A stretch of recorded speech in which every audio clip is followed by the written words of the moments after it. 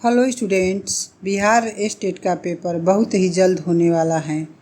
आशा है कि आप लोगों की परीक्षा की तैयारी अच्छी तरह से चल रही होगी।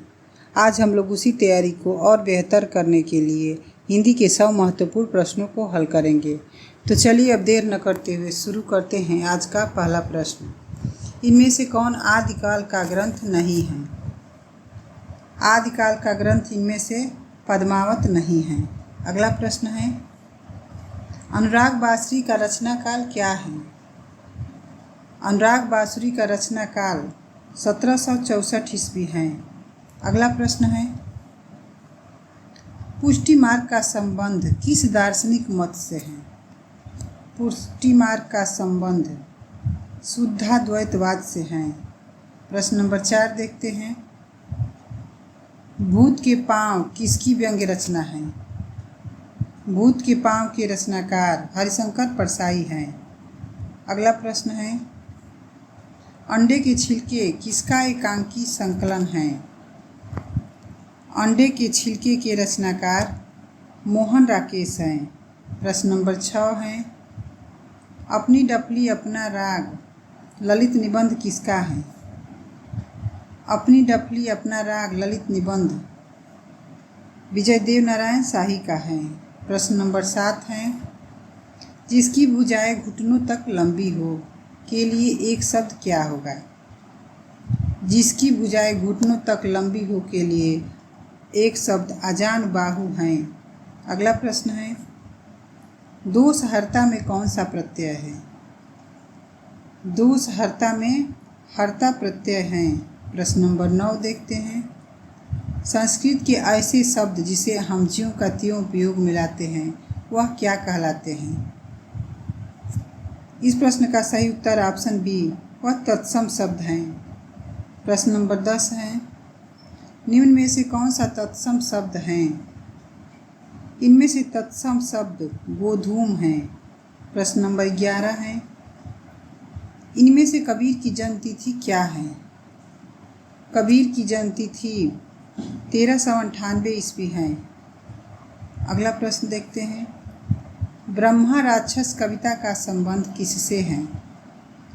ब्रह्मा राक्षस कविता का संबंध फैंटेसी से है। अगला प्रश्न है, किस कवि को आधुनिक हिंदी साहित्य का बापू कहा गया है? आधुनिक हिंदी साहित्य का बापू सियाराम शरण गुप्त को कहा गया है। प्रश्न नंबर 14 देखते हैं, मार्क्स की पुत्री जैनी पर जैनी नामक कृति किसने लिखा? इसका सही उत्तर ऑप्शन सी, मैथिली शरण गुप्त ने लिखा है। प्रश्न नंबर 15 है, क्रोचे की अभिव्यंजनावाद को भारतीय वक्रोक्तिवाद का विलायती उत्थान किसने कहा है? इसका सही उत्तर ऑप्शन ए, आचार्य रामचंद्र शुक्ल ने कहा है। अगला प्रश्न है, पंच परमेश्वर कहानी के लेखक कौन हैं? पंच परमेश्वर कहानी के लेखक प्रेमचंद हैं। प्रश्न नंबर 17 है, जन्मेजय का नाग यज्ञ किसकी कृति है? जन्मेजय का नाग यज्ञ जयशंकर प्रसाद की कृति है। अगला प्रश्न है, लाइट ऑफ एशिया का बुद्ध चरित्र के नाम से किसने अनुवाद किया? लाइट ऑफ एशिया का बुद्ध चरित्र के नाम से रामचंद्र शुक्ल ने अनुवाद किया है। प्रश्न नंबर 19 देखते हैं, वैष्णव की फिसलन के लेखक कौन हैं? वैष्णव की फिसलन के लेखक हरिशंकर परसाई हैं। प्रश्न नंबर 20 है, दूसरा सप्तक कब प्रकाशित हुआ? दूसरा सप्तक 1951 ईस्वी में प्रकाशित हुआ। अगला प्रश्न है, पंत को किस कृति पर ज्ञानपीठ पुरस्कार मिला? पंत को चिदम्बरा पर ज्ञानपीठ पुरस्कार मिला। प्रश्न नंबर 22 देखते हैं, चमड़ी जाए पर दमड़ी न जाए का अर्थ है? चमड़ी जाए पर दमड़ी न जाए का अर्थ अत्यधिक कंजूस होना है। अगला प्रश्न है, कृत्रिम का विलोम शब्द है? कृत्रिम का विलोम शब्द प्रकृत है। प्रश्न नंबर 24 है, कारक के कितने भेद होते हैं? कारक के 8 भेद होते हैं। प्रश्न नंबर 25 है, इनमें से कौन सी रचना जीवनी नहीं है? इनमें से कौन सी रचना जीवनी नहीं है? इसका सही उत्तर ऑप्शन डी, प्रवास की डायरी जीवनी नहीं है। अगला प्रश्न है, प्रतीक पत्रिका के संपादक कौन थे? प्रतीक पत्रिका के संपादक अज्ञेय हैं। अगला प्रश्न है, कवियों का कवि कहलाते हैं? कवियों का कवि शमशेर बहादुर सिंह कहलाते हैं। प्रश्न नंबर 28 देखते हैं, इनमें से पंत की कौन सी रचना अरविंद दर्शन से प्रभावित है? इसका सही उत्तर ऑप्शन सी, स्वर्ण धूलि अरविंद दर्शन से प्रभावित हैं। प्रश्न नंबर 29 देखते हैं, टकसाली भाषा से तात्पर्य है? टकसाली भाषा से तात्पर्य है शुद्ध या परिमिश्रित भाषा। अगला प्रश्न है, हमीर रासों के रचनाकार कौन हैं? हमीर रासों के रचनाकार सारंगधर हैं। अगला प्रश्न है, कबीर की भाषा को पंचमेल खिचड़ी किसने कहा है? कबीर की भाषा को पंचमेल खिचड़ी डॉक्टर श्याम सुंदर दास ने कहा है। प्रश्न नंबर 32 देखते हैं, अपने अपने चेहरे के रचनाकार कौन हैं? अपने अपने चेहरे के रचनाकार प्रभा खेतान हैं। अगला प्रश्न है, भाषा योग वासिष्ठ का रचना काल है? भाषा योग वासिष्ठ का रचना काल 1741 ईस्वी है। अगला प्रश्न है,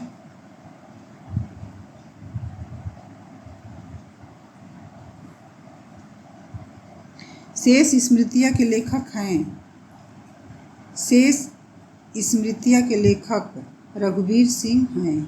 प्रश्न नंबर 35 है, किसे आधुनिक मीरा के नाम से जाना जाता है? इसका सही उत्तर ऑप्शन बी, महादेवी वर्मा को आधुनिक मीरा के नाम से जाना जाता है। प्रश्न नंबर 36 है, ओ औ किस प्रकार के वर्ण हैं? ओ औ कंठोष्ठ वर्ण हैं। अगला प्रश्न है, जहाँ विरोध न होते हुए भी विरोध का आभास मालूम पड़े वहाँ अलंकार कौन सा होता है? इसका सही उत्तर ऑप्शन ए, विरोधाभास हैं। अगला प्रश्न है, दृघ उर्जत टूटत कुटुम्ब में कौन सा अलंकार है? इस प्रश्न का सही उत्तर ऑप्शन बी, असंगत अलंकार हैं।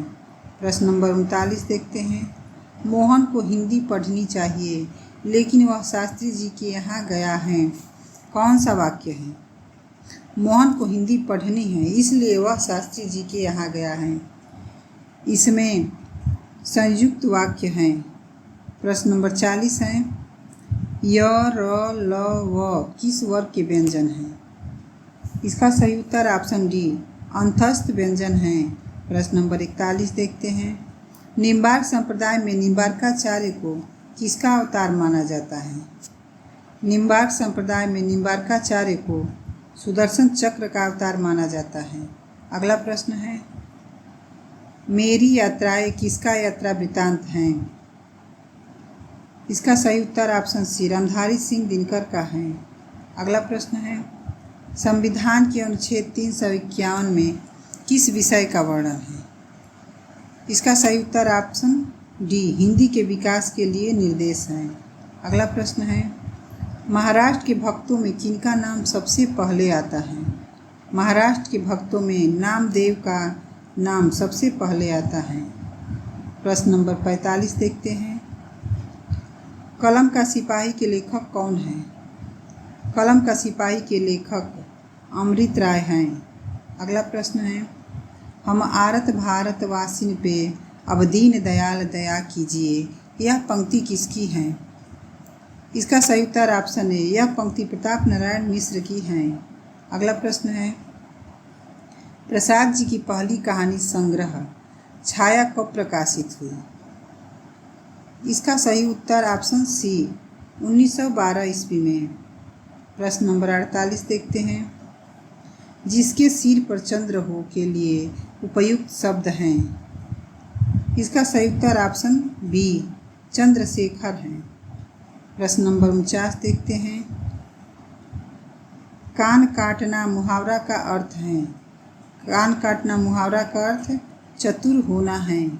अगला प्रश्न है, इति का विलोम शब्द है। इति का विलोम शब्द अथ है। अगला प्रश्न है, निम्नलिखित में से कौन सा काव्य संग्रह नरेंद्र शर्मा का नहीं है? इसका सही उत्तर ऑप्शन डी, अपराजिता नरेंद्र शर्मा का काव्य संग्रह नहीं है। प्रश्न नंबर 52 देखते हैं, कितने पाकिस्तान नामक उपन्यास के लेखक कौन हैं? कितने पाकिस्तान नामक उपन्यास के लेखक कमलेश्वर हैं। प्रश्न नंबर 53 देखते हैं, अमृतलाल नागर का पहला उपन्यास है। अमृतलाल नागर का पहला उपन्यास महाकाल है। प्रश्न नंबर 54 है, भूषण बिनु विराजई कविता वनिता मीत, यह कथन किसका है? इसका सही उत्तर ऑप्शन सी, उपयुक्त कथन केशव दास का है। अगला प्रश्न है, माला फेरत जुग गया गया न मन का फेर, कर का मन का डार दे मन का फेर, यह पंक्ति किसकी है? इसका सही उत्तर ऑप्शन डी, कबीर दास की है। प्रश्न नंबर 56 देखते हैं, श्याम सुंदर दास किस रूप में प्रसिद्ध है? श्याम सुंदर दास आलोचक के रूप में प्रसिद्ध हैं। अगला प्रश्न देखते हैं, संथाली भाषा किस भाषा परिवार से संबंधित है? संथाली भाषा आस्ट्रिक परिवार से संबंधित हैं। प्रश्न नंबर 58 देखते हैं, त्यागपत्र किस समस्या पर आधारित उपन्यास है? इसका सही उत्तर ऑप्शन ए, त्यागपत्र नारी मनोविज्ञान पर आधारित उपन्यास है। प्रश्न नंबर 59 है, प्रगतिवाद उपयोगितावाद का दूसरा नाम है, यह कथन किसका है?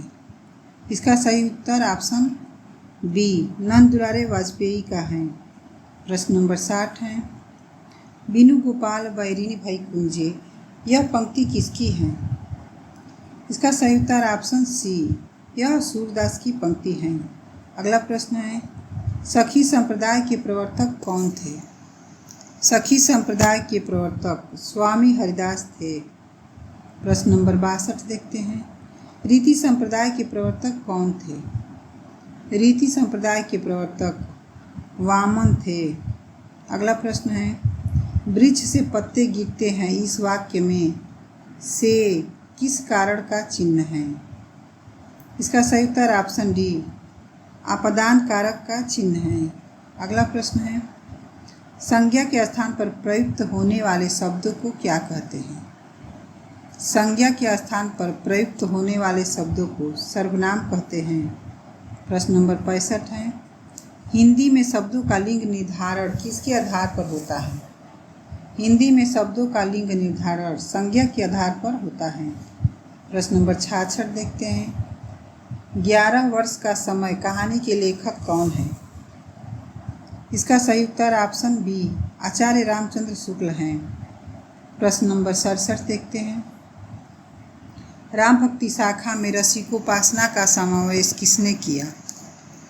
इसका सही उत्तर ऑप्शन बी, अग्रदास ने किया है। अगला प्रश्न है, ज्ञानपीठ पुरस्कार की स्थापना किस वर्ष हुई थी? ज्ञानपीठ पुरस्कार की स्थापना 1965 ईस्वी में हुई थी। प्रश्न नंबर 69 है, अति सूधो स्नेह का मार्ग है जहाँ नेक सयान बाक नहीं, पंक्ति के लेखक कौन है? इसका सही उत्तर ऑप्शन बी, घनानंद हैं।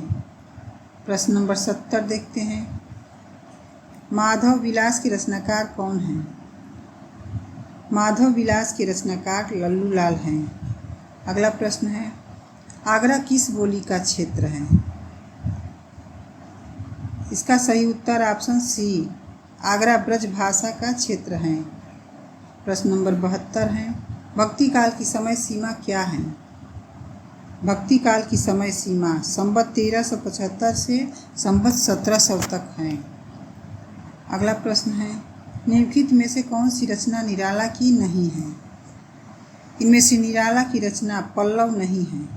अगला प्रश्न है, तुलसीदास चंदन घिसे निबंध के लेखक कौन हैं? तुलसीदास चंदन घिसे निबंध के लेखक हरिशंकर परसाई हैं। प्रश्न नंबर 75 देखते हैं, शेखर एक जीवनी वस्तुतः किसके जीवन की खाका प्रस्तुत करती हैं? इसका सही उत्तर ऑप्शन ए अज्ञेय के जीवन की खाका प्रस्तुत करती हैं। प्रश्न नंबर 76 है, इनमें से कौन सी कहानी कौशिक जी की नहीं है? इसका सही उत्तर ऑप्शन डी पुरस्कार कौशिक जी की कहानी नहीं है। अगला प्रश्न है, सुभद्रा कुमारी चौहान की कौन सी कविता अत्यंत लोकप्रिय हुई? इसका सही उत्तर ऑप्शन बी झांसी की रानी। प्रश्न नंबर 78 है, इनमें से कौन सी कृति डॉक्टर रामविलास शर्मा की हैं? रामविलास शर्मा की कृति उपर्युक्त सभी हैं। अगला प्रश्न है, मैथिली का विकास किस अपभ्रंश से माना जाता है? मैथिली का विकास मागधी से माना जाता है। प्रश्न नंबर 80 देखते हैं, आदिकाल में किस कवि ने अवहट भाषा में रचना की है? इसका सही उत्तर ऑप्शन बी अब्दुल रहमान है। प्रश्न नंबर 81 है, इनमें से कौन सी कृति रामनरेश त्रिपाठी की हैं? रामनरेश की त्रिपाठी की कृति स्वप्न है। अगला प्रश्न है, शिव का पर्यायवाची शब्द है। शिव का पर्यायवाची शब्द पिनाकी है। अगला प्रश्न है, निम्नलिखित में कौन सा शब्द जंगल का पर्यायवाची नहीं है? जंगल का पर्यायवाची शब्द प्रमोद नहीं है।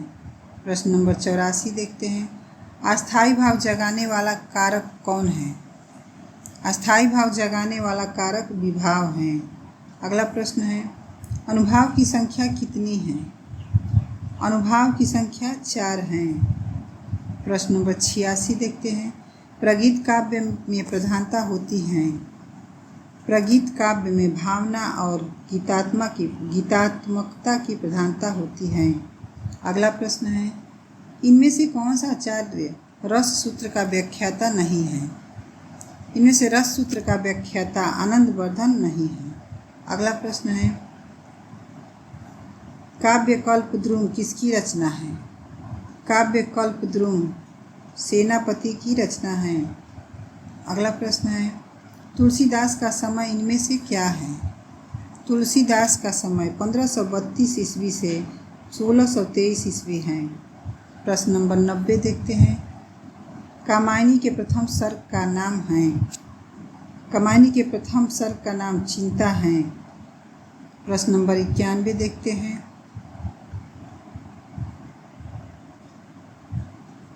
निम्नलिखित शब्दों में किसमें विसर्ग संधि है? इसका सही उत्तर ऑप्शन सी निर्जन में विसर्ग संधि है।